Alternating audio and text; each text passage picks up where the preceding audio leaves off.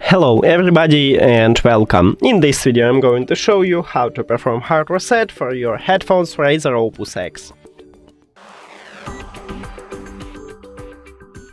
So to perform a hard reset, you need to press and hold at the same time volume up button and volume down button until your headphones turn off.